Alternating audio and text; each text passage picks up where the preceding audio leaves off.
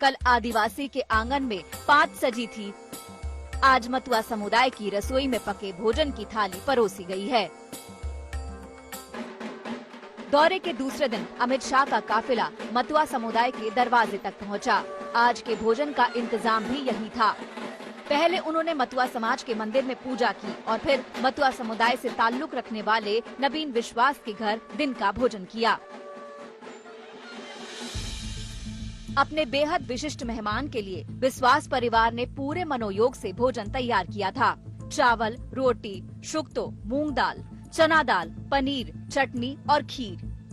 बिस्वा परिवार ने अतिथि का जी भर कर स्वागत किया। मेजबान के घर केले के पत्ते पर अमित शाह दिन का भोजन कर रहे थे तो बाहर मतुआ समुदाय की आबादी वाले इस इलाके में सियासी लड़ाई के बैनर पोस्टर लहरा रहे थे।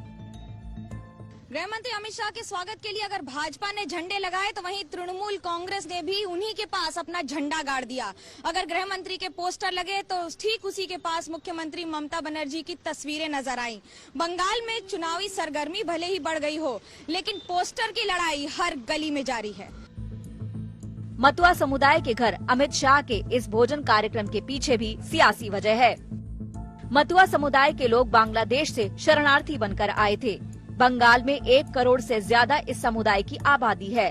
नादिया और 24 उत्तरी परगना की 10 विधान सीटों पर ये निर्णायक भूमिका में हैं। जहां वो खाना खाएंगे वहां पर अगर पकवान बनाए जा रहे हैं तो वो भी इसलिए और इस कारण से उसे सिलेक्ट किया गया है क्योंकि उत्तर 24 परगना और आसपास के इलाकों की करीब 8 से 10 सीटों पर मतुआ कम्युनिटी का दबदबा रहा है।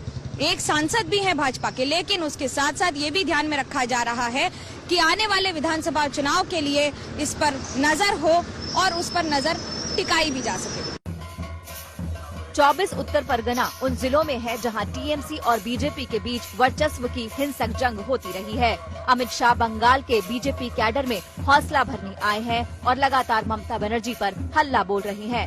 वही भूमि पर जिस प्रकार से अपीसमेंट की पॉलिटिक्स, तुष्टीकरण की पॉलिटिक्स चल रही है, इससे बंगाल की ये महान परंपरा आहत हुई है। मैं आज यहां से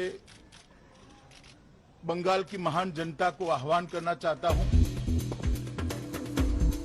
अमित शाह के बंगाल दौरे को बारीकी से देखें तो पता चलेगा कि बीजेपी की नजर आदिवासी मतदाताओं पर है। बांकुरा में बिरसा मुंडा को श्रद्धांजलि, आदिवासी के घर पर खाना खाना, सब कुछ चुनावी प्लानिंग का हिस्सा है।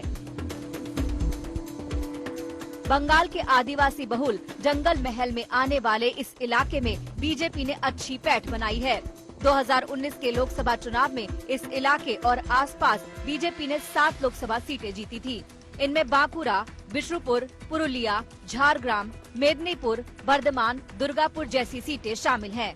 बांकुरा के दौरे से आदिवासी इलाकों की 126 विधानसभा सीटों पर शाह की नजर है। बीजेपी बंगाल में जीत के सारे सूत्रों को संभालने में लगी है। इनमें ममता सरकार पर प्रहार भी है, कैडर में जोश भरना भी है और बंगाल को ये बताने की कोशिश भी है कि बीजेपी टीएमसी से बेहतर विकल्प हो सकती है। कोलकाता से इंद्रजीत कुंडू और मनोज्ञा लोहीवाल के साथ ब्यूरो रिपोर्ट, आज तक।